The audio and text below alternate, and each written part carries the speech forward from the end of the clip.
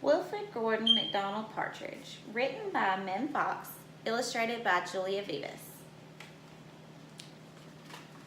There once was a small boy called Wilfred Gordon MacDonald Partridge, and what's more, he wasn't very old either. His house was next door to an old people's home, and he knew all of the people who lived there. He liked Miss Jordan, who played the organ. He listened to Mr. Hosking, who told him scary stories. He played with Mr. Tippett, who was crazy about cricket. He ran errands for Miss Mitchell, who walked with a wooden stick. He admired Mr. Drysdale, who had a voice like a giant. But his favorite person of all was Miss Nancy Allison Delacourt Cooper, because she had 4 names, just as he did.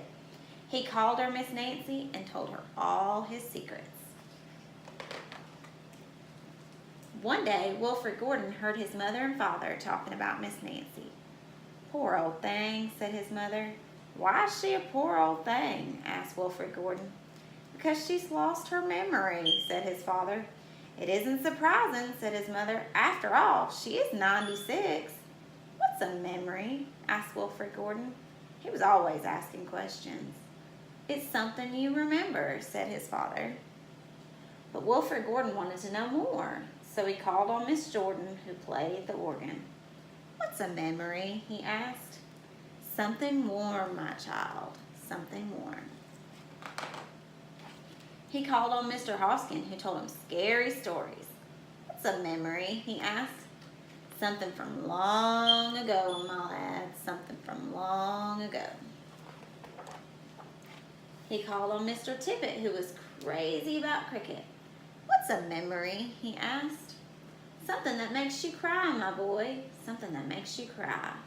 He called on Miss Mitchell, who walked with a wooden stick. "What's a memory?" he asked. "Something that makes you laugh, my darling, something that makes you laugh." He called on Mr. Drysdale, who had a voice like a giant. "What's a memory?" he asked. "Something as precious as gold, young man, something as precious as gold." So Wilfred Gordon went home again to look for memories for Miss Nancy, because she had lost her own. He looked for the shoebox of shells he had found long ago last summer and put them gently in a basket. He found the puppet on strings, which always made everyone laugh, and he put that in the basket too. He remembered with sadness the medal which his grandfather had given him and placed it gently next to the shells. Next, he found his football, which was precious as gold. And last of all, on his way to Miss Nancy's, he went into the hen house and took a fresh, warm egg from under a hen. Then Wilfred Gordon called on Miss Nancy and gave her each thing one by one. "What a dear, strange child to bring me all these wonderful things," thought Miss Nancy. Then she started to remember. She held the warm egg and told Wilfred Gordon about the tiny speckled blue eggs she had once found in a bird's nest in her aunt's garden. She put a shell to her ear and remembered going to the beach by tram long ago and how she had felt in her button-up boots.